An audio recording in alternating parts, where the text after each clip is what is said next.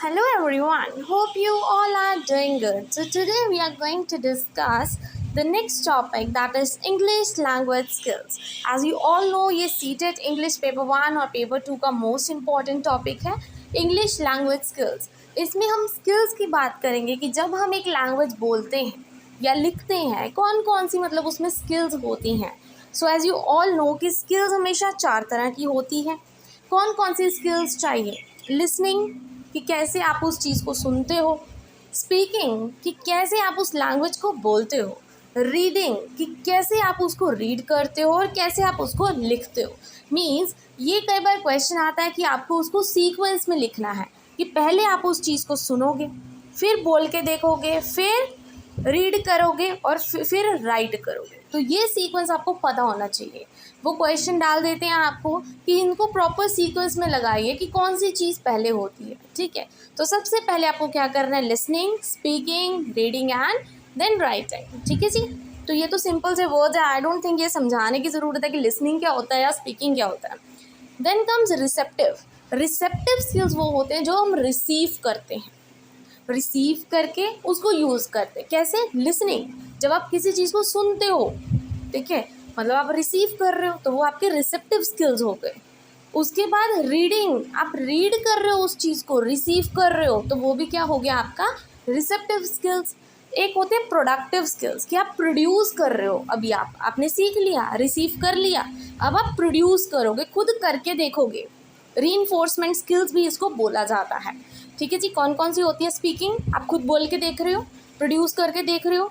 Writing, खुद लिख के देख रहे हो कि जो आपने रिसीव किया क्या वो सही से रिसीव हुआ।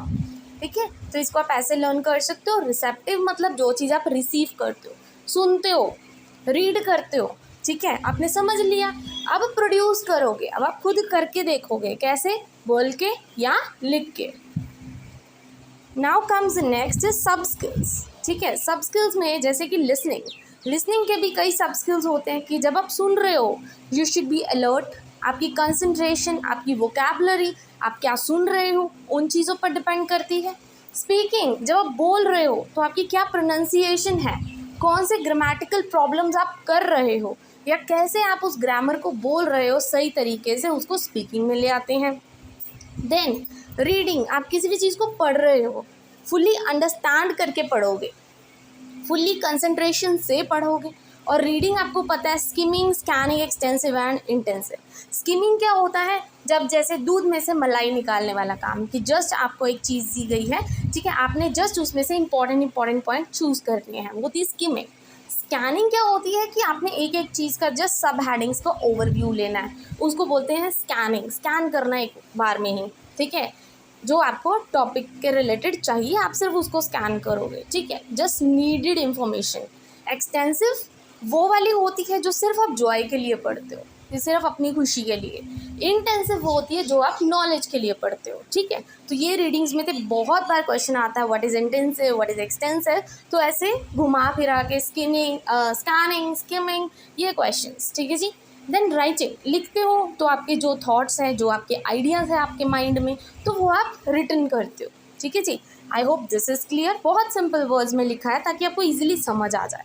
ठीक है, अभी ये स्किल्स इतनी ही हैं, लिसनिंग, स्पीकिंग, रीडिंग, राइटिंग। ठीक है जी, रिसेप्टिव स्किल्स जो आप रिसीव करते हो, लिसनिंग एंड रीडिंग। प्रोडक्टिव जो आप बाद में प्रोड्यूस करते हो, that is speaking and writing. ठीक है, सब skills as you all know. उसके बाद आते हैं क्वेश्चंस पे, जो मोस्ट इंपॉर्टेंट क्वेश्चंस हैं। ठीक है, प्रीवियस ईयर के क्वेश्चंस हैं ये। So let's start with the first question, that students need to brainstorm ideas. बच्चा ब्रेनस्टॉर्म करना चाहता है आइडियाज़ को। Brainstorm as you all know कि जैसे आपने बच्चों को कुछ टॉपिक दे दिया तो बच्चे उस टॉपिक से रिलेटेड बहुत सारे आइडियाज़ लेके आएंगे आपके पास, वो होती है ब्रेनस्टॉर्म। ठीक है, आइडियाज़ को, ड्राफ्ट्स को एडिट करना, रिवाइज करना उनके वर्क को, इससे कौन सी स्किल समझ में आती है? Listening.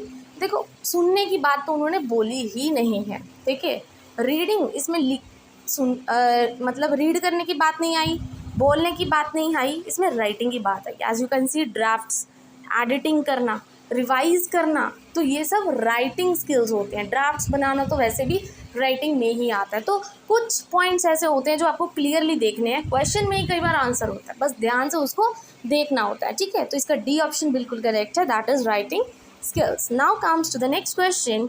Reading for comprehension can be best achieved through. आप कॉम्प्रीहेंशन के लिए रीड कर रहे हो, वो आपके पास पैसेज है, एज इट इज़ आप रीड कर रहे हो, आप उसको अच्छे से कब रीड कर पाओगे? पहला, teaching learners to put fingers on pencil under the line being read. ये तो बहुत गलत बात है कि आप बच्चे को बोल रहे हो कि जो जो आप पढ़ रहे हो ना उसके नीचे फिंगर रख दो. फिंगर तो उस बच्चे को ज़रूरत पड़ती है जिसको कई बार डिसेबिलिटी हो, मतलब उसको रीडिंग की डिसेबिलिटी हो, जिसको हम डिसलेक्सिया बोलते हैं. ठीक है, तो इसकी तो ज़रूरत नहीं है. बेस्ट अचीव्ड पूछा है कि कब आप सबसे अच्छा लर्न कर पाओगे, अच्छा पढ़ पाओगे उसको. Asking for children to read the text aloud, ज़ोर ज़ोर से बोलने से पढ़ हो जाएगा पैसेज, गलत बात है. Helping learner speak word softly, softly का मतलब क्या है? जो चीज़ जैसे बोलनी है वो तो वैसे ही बोलनी है. D option, learners reading silently and asking comprehension question. ये बिल्कुल सही है कि लर्नर अपना साइलेंटली उस पैसेज को पढ़ रहा है और जो क्वेश्चन उसको नहीं समझ आ रहे वो टीचर को पूछ रहा है आराम से. Simple as that. ठीक है, बेस्ट अचीव्ड बोला है तो आप साइलेंटली अपना पढ़ के क्वेश्चंस आपके माइंड में अराइज होंगे तो उससे अच्छा है. Language skills are best learn. आप लैंग्वेज स्किल्स सीख रहे हो, कौन सी है? Listening, speaking, reading, writing. कैसे सीख पाओगे? ओनली, पहले तो वर्ड ओनली ही गलत है. ठीक है, तो इसको तो ख़त्म ही कर दिया करो. Second option, if they are taught in an integrated manner.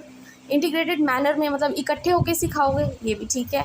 With the help of challenging and mechanical language skills. इतने डिफिकल्ट लैंग्वेज क्यों सिखानी है बच्चे को? When they are introduce in isolation, आप बस उनको एक कमरे में बंद करके बस उतने ही दायरे में पढ़ाओ, तो ये भी गलत बात है. बी ऑप्शन बिल्कुल करेक्ट है, इंटीग्रेटेड मैनर में पढ़ाना, सबको एक साथ पढ़ाना. ठीक है जी. Next question is, among the four skills, which pair constitute the reinforcement skills? As I already told you, reinforcement skill कौन सी होती हैं? जिनको हम प्रोडक्टिव स्किल्स बोलते हैं. प्रोडक्टिव मतलब आपने प्रोड्यूस किया. मैंने अभी आपको पढ़ाया था कौन कौन सी होती है रीइंफोर्समेंट स्किल या प्रोडक्टिव स्किल्स. तो इसका सही आंसर है स्पीकिंग एंड राइटिंग. आप बोल रहे हो, प्रोड्यूस कर रहे हो, राइट कर रहे हो जो आपकी आइडियाज़ है. ठीक है, तो वो रीइंफोर्समेंट हो गई. Now comes skilled reading. Is, जो स्किल्ड रीडिंग होती है कि आप बहुत स्किलफुली उस चीज़ को पढ़ रहे हो, आपको लैंग्वेज की बहुत जान पहचान है, तो उस रीडिंग को हम क्या बोलेंगे कि प्रोग्रेसिव है? प्रोग्रेसिव नहीं होता, डेलिब्रेट भी नहीं है, इमेजिनेशन तो है ही नहीं.